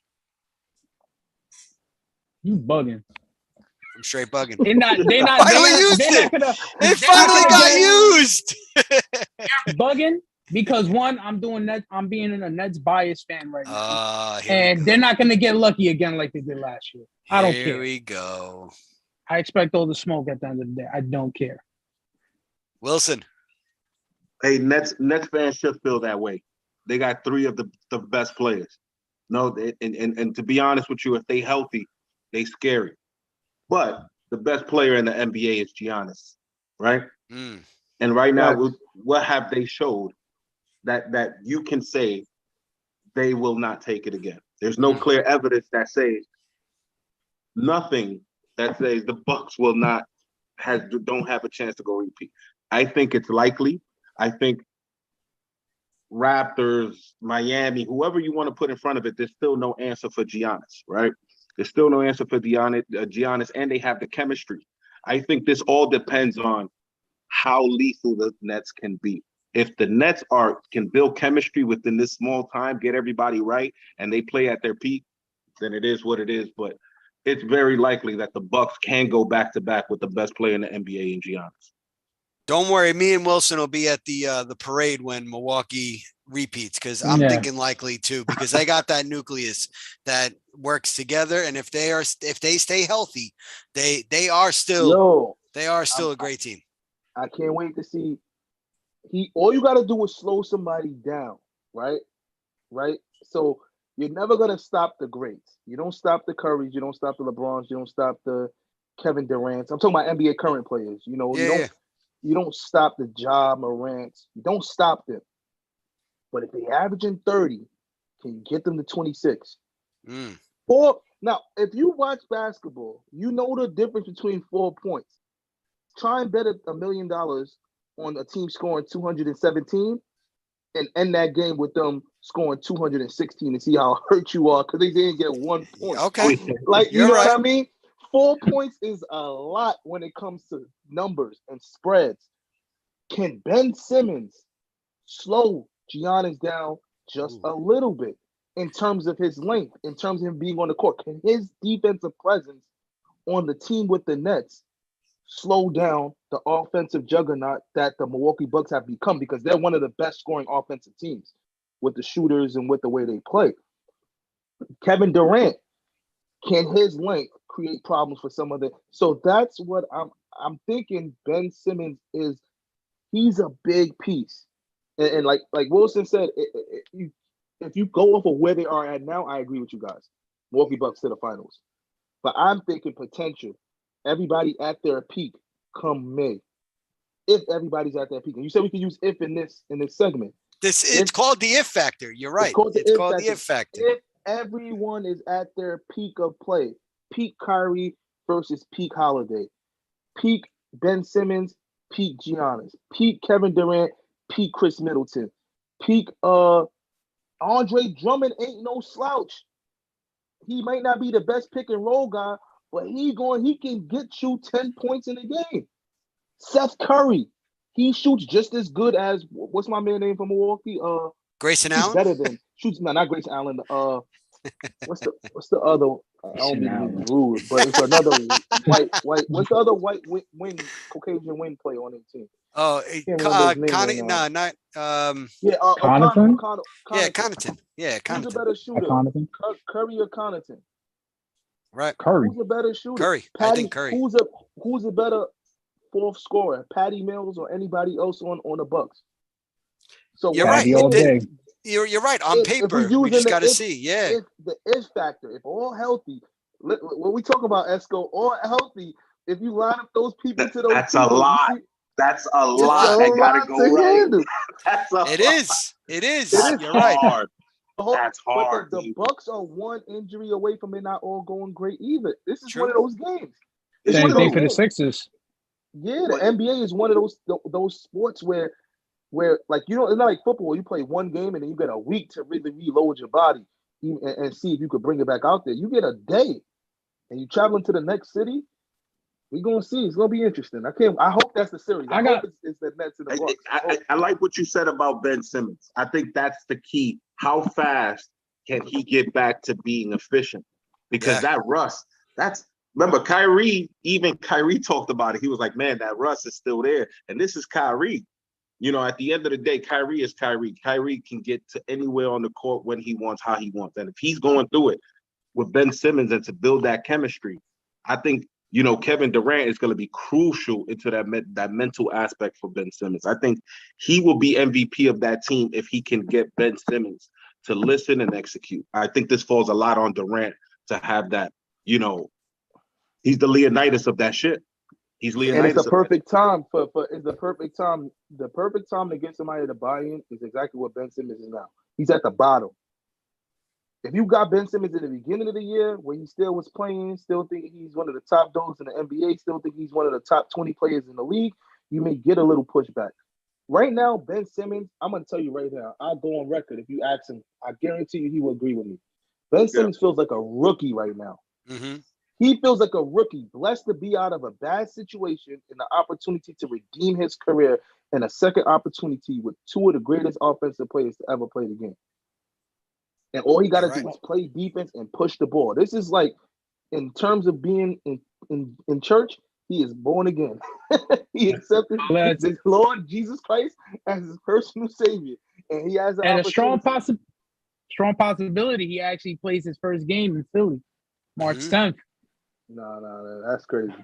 That's crazy. Manny, I got one if. Hold on. Go ahead, Manny. One if to add to this fact. Does Jamal Womack play Greg Polius in baseball and basketball? Oh, listen, man. I don't. It's good. It's tough, man. It's this year. Somebody else gotta. We've tried. Like I'm telling you, unlikely. Me and Greg, it's unlikely.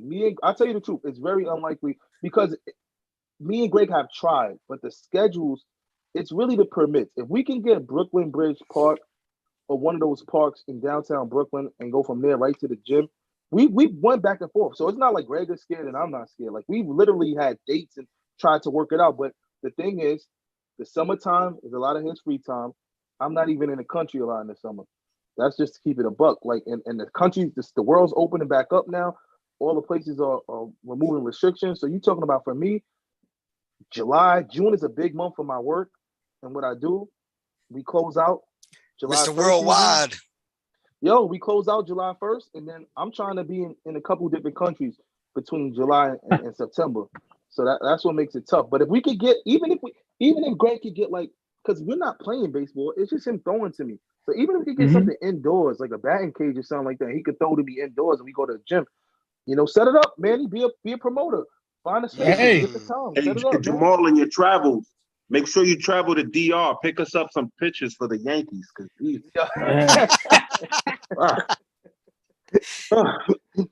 going through it with my Yankees. I'm going through it. My apologies. We need it. First off, we need baseball to start.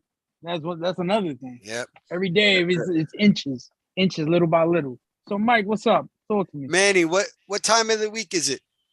Oh, man, it's about that time for us to get kicked out by Carl, as usual. Anyways, fellas, first time, I don't know if y'all ever watched, but hands of the week. It could be for the month. It could be for the year. Who do you give the hands to? It can be anybody. It could be the person that messed up your order when you try to order some food. The delivery guy took too damn long. The person that cut you off on the highway. LA traffic, if you want to talk about. The Van Wyck always never working, always having potholes. Shout out to DOT. So talk to me. Wilson, who are you giving hands to? Hands of the week goes to Aaron Rodgers. That's who it goes to. I'm tired of seeing his name. I'm tired of seeing his mustache. I'm tired of him collapsing. And I'm tired of that tweet that he did. I think Aaron Rodgers is slowly, like that meme, transforming into Brett Favre with the corniness and what he's doing. Aaron Rodgers is slowly becoming he's rising in my dweeb list. So he's getting there with all this corny stuff that he's doing. I can't do it. He definitely can hands. Backhand, side, uppercuts, all that. The Juwan Howard special? Oh, no, Juwan, he had that touch. He had that touch. Coach Wong, who are you giving the hands to? I gotta give the hands to this hurts. This hurts, man. This really hurts. I gotta give the hands to Kanye West, man. I gotta give it to Kanye. And you know what's crazy, yo? and Jarv had me on his show. A lot of people don't know. I sang background vocals on Kanye's. If you watch the Genius documentary on Netflix, there are 2 songs that Kanye plays that were his number 1 and 2 song that really, really was his background. Besides All Falls Down, it was Jesus Walks and 2 Words with Mos Def and Freeway. Okay. I did background vocals for both of those songs in the same session back in the early 2000s in a studio in Albany. So, and Kanye has been one of my biggest inspirations in terms of music. I was so blessed to be on those projects with him.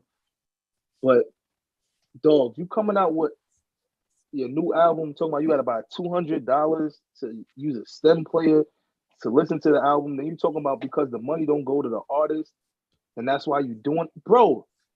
This ain't nobody else's album, so don't hit me with that. The money don't go to the artist, and that's why you trying to start a revolution, bro. If you want to do that, give you a billionaire, bro. It's going to you. You didn't give that.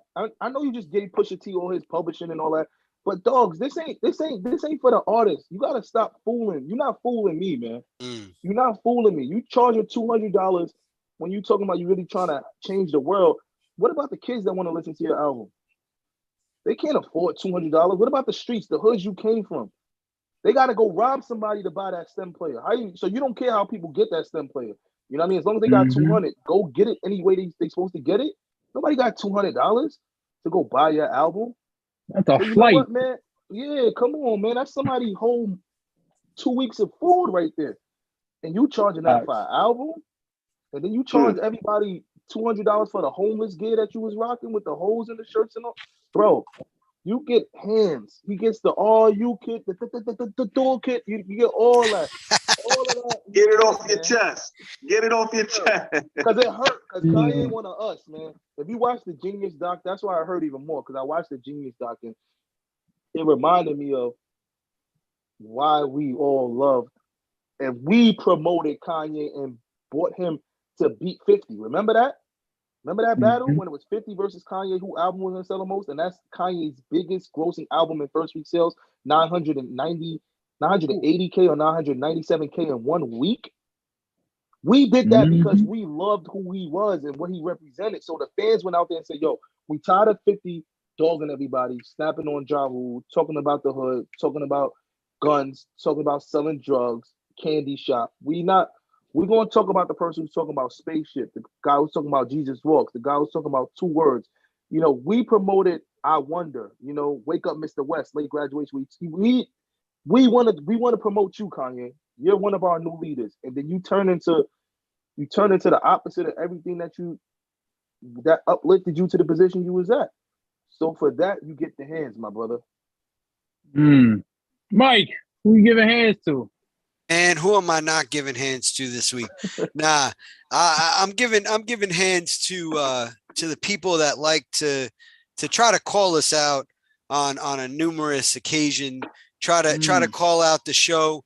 You know, I heard our current mayor once say at a graduation, it's let the haters be your waiters at the table for success. And I'm gonna tell you right now that I'm gonna keep laughing as the people keep talking, because at the end of the day, imitation is flattery. So my hands of the week go to you, Mr. EP, Carl Coulange, because they got me you want to try. Yeah, you want to try. You want to try. You want to try to constantly. You want to try to constantly get other people to come at us. Because you tried, you swung, you missed. But sometimes you got to stand up and take another at bat. So if you're ready for some more, you know where we at. All the smoke. You don't got to run.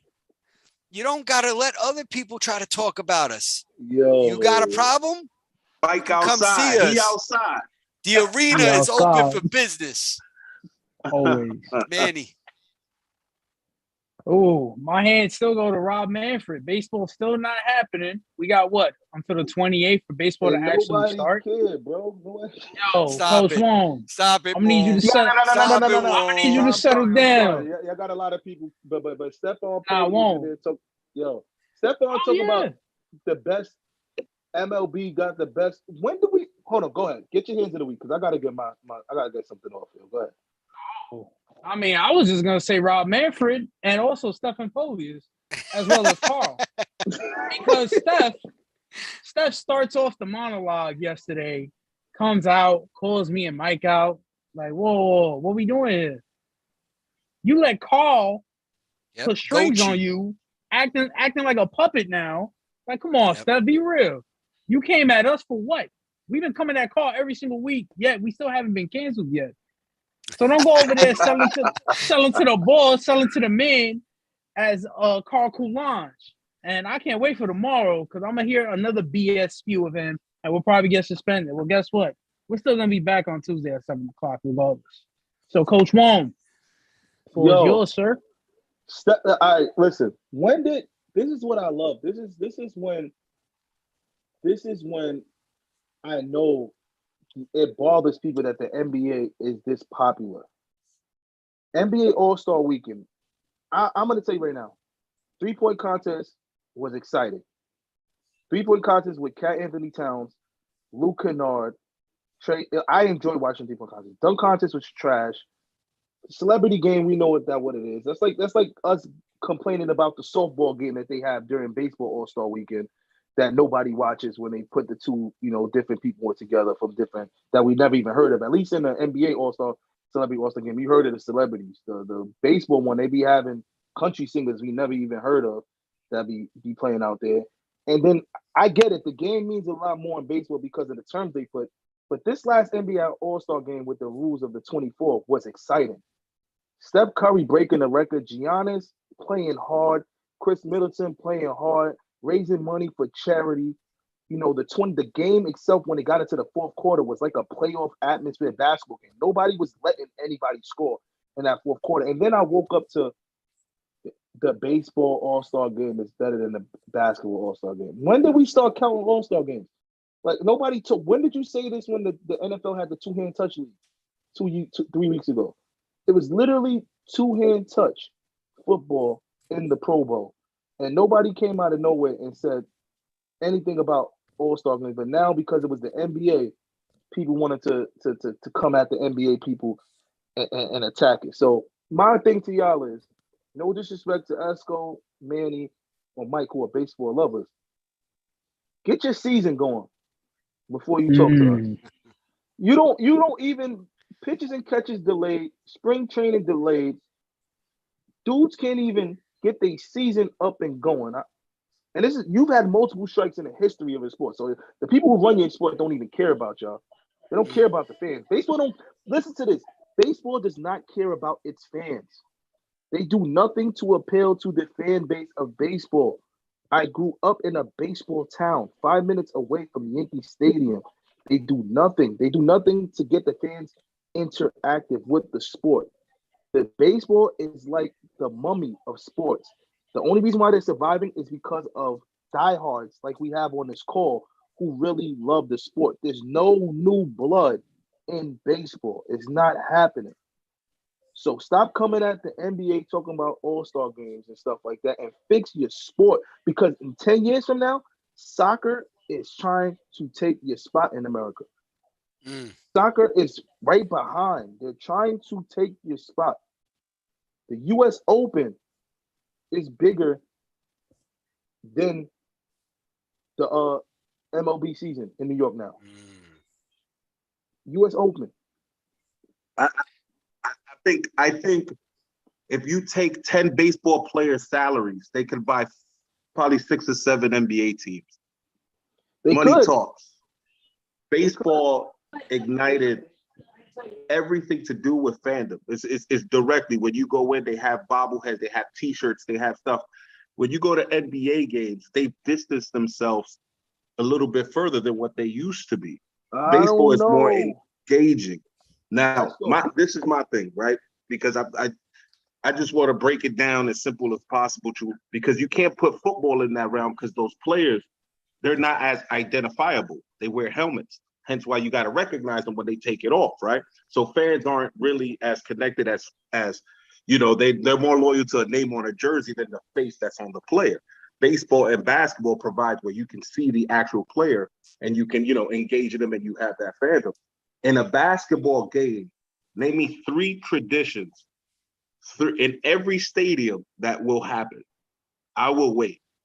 What are 3 things that go on in every basketball? I don't know every stadium. I know the Knicks. I could name you 3 for the Knicks. I could name 3 things for the Knicks. I can't go every stadium. I'm gonna be very honest. But you're making what you're saying is exact. I agree with you. I can't agree with the facts. What I'm saying is, if we poll the average 12 to 16-year-old, and even what is a perfect example? I watched the Little League World Series. See, I'm one of those guys who watch everything, and these guys will tell you, I may joke about baseball, I may joke about soccer, but I watch everything because I don't like to come on shows or even be in circles of conversations where I don't know what people are talking about. I watched the Little League World Series and heard half of the Little League World Series say, "Who's your favorite athlete?" LeBron James, Kobe Bryant, Stephen Curry. Go watch it, Manny. You think I'm joking, Manny? Go to the Little League World Series and watch when they say, "Who's your favorite athlete?" and hear I thought about it this summer when I watched it. All of these baseball players who are 15 years old, 14 and 13, saying NBA players and soccer players are their favorite athletes. You know what it is, Mom? What? They're not Dominican. Let them go to DR and ask them who their favorite player is. Yeah. In Dominican, they used to call Scotty Pepino. That's what they said in my block. When I grew up in the Bronx. There was no Scotty Pippen, Scotty Pepino. There was Scotty Pepino. So, but that's what I'm saying. Though. Let me just jump in for a second, just because we're catching up to almost a 2-hour mark on the show for tonight. I know and I think it's bubbling right now because of those statements. It's gonna get going. Listen, I will say this. You actually both bring up, Wilson, Womack, you guys bring up a great topic that we would actually like to have on a later show. We won't talk about the exact segment. We just don't want imitators being, imitating us, so we want to be able to discuss it. So we only no, it's okay. It's okay. Well, I'm just saying in general, but we want to make sure that we can get you guys on again to be able to debate this, because I think this is an important topic. What is taking over right now and what could be considered the best sport out there. And you both have made cases towards baseball and towards basketball, and I'm curious to see what else we could actually put out there. But for tonight, we're going to have to put a cap on it just because we're almost at that 2-hour mark. Can I ask let me say one more thing to Wilson. Yes, sir. If you look at the shows, right? Look at pop television, right? Look at music videos, look at entertainment. A lot of and it's because of what you said. Baseball has 20-something players, right? Basketball, 9 guys on the field at the same time. Basketball has 5, and usually 1 or 2 one is a superstar. Those players are usually put in every pop culture reference you can think about. So rappers are rapping about basketball. They're rapping about sometimes football, movies, Space Jam, TV show, The Power. They didn't make Tyreek play baseball. They didn't make Zeke play baseball in Power. Zeke played basketball in Power. You get what I'm saying? Fresh Prince of Bel-Air, the new one. He's not playing baseball. He's playing basketball. Friday Night Lights. It's football. Baseball is being forgotten because, and I understand what you're saying about like the traditions. They need, I don't know how to do it. They need to shoot some kind of energy into today's culture in baseball. You can't just go traditions. Turn those traditions into new traditions. But you forgetting one major factor. And I'm not going to debate what you're saying because it's true. Basketball is a bit more popular when it comes to in entertainment. But you also got to remember, back then there was a lot more baseball fields. True. A lot of those baseball fields are now parking lots. A lot of those baseball fields are hence why it costs more money to play baseball because you got to have a team and you got to have But you have a basketball court. I could go to Walmart right now for $100 and buy a court and put it right down out there. So there's a lot more access to basketball than what it is to baseball. AAU, we got an EYBL circuit that features Nike, the best team, the best players, the up and coming players, we always know who the next LeBron is. We knew who Jonathan Kuminga was. We knew who Andrew Wiggins was. We knew who Steph Curry was from his coming out of college. The average sports fan don't know more than 2 players in an MLB draft unless you're a real fanatic. Well, it also goes back to, I will say this, Womack, to close out. It also goes back to what you're saying, that the owners of Major League Baseball don't care about their fans, because if they cared about their fans, there would be more publicity for college baseball. There would be more publicity on the minor leagues. They demolished the minor leagues to a certain degree. And because of that, we don't see who's up and coming. We don't see those soon to be stars. G League Championship is on ESPN.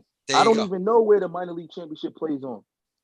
Not on regular TV, probably on a college channel. With that being said, Manny and I would like to thank our contributors that are on tonight, our participants. Womack from way back, always a pleasure to see you on. Wilson, thank you guys, man. Wilson, I know this is your first time. Mike. Yes. So Wilson, I say you and me come up with a sports agency called MMG Sports. What do you think, man? We gotta represent baseball, man. I don't know. We gotta the slogan is "Hands are us." There we go. There you go. Exactly. I like it. I like it. Wilson, this is your first time on, but I hope it's not your last time. We would love to have you come back on. We would love to have you and Womack continue the conversation. For sure. We appreciate all of you guys. Appreciate it, fellas. Great talking sports with you guys. But I will tell you this, make sure you always catch all of our content on the Sports Hit List streets. That's right, because we are a team. We all work together. We might go after each other, but at the end of the day, we are all family. Make sure tomorrow you check out the Sports Mania with Andres and Jordan. That'll be at 4:00. You can check out On the Court our man Womack and some other guy, I think his name is Carl, as well as Mike Miller and Zig, our man Zig, are on the court at 7 p.m. And then you got AEW Injection, 10 p.m. right after AEW Dynamite. 6 p.m. on Thursdays, you got the B Show. That's right, Queen B herself. She is on there showing everybody the different perspective of the sports world, as well as what we are not looking at in regards to trends and in regards to social media. And then also our partners, even though they want to call us out, we got Smoke and Mirrors Mondays at 7 p.m. They might start the week, but we keep the energy on a Tuesday. That's all I'm going to say on that. And then you got the Fan Zone. Wait, hold on. Right. Your favorite show of the week. And Chirp and Chat. Chirp and Chat, 4:00. Come on, man. Yes. I was going to get to that. I wanted to give us a shout out first. And then we also have Chirp and Chat, 4:30. It's 4:30 on Tuesdays. You want your hockey content? These guys will give it to you. Trust me. They are knowledgeable. They are hungry, and they'll be able to provide you all of your hockey needs. And then your favorite show of the week comes back every Tuesday night at 7 p.m. That is the Fan Zone, because we are by the fans for the fans. Thank you all. And as always, God bless America. Have a good night.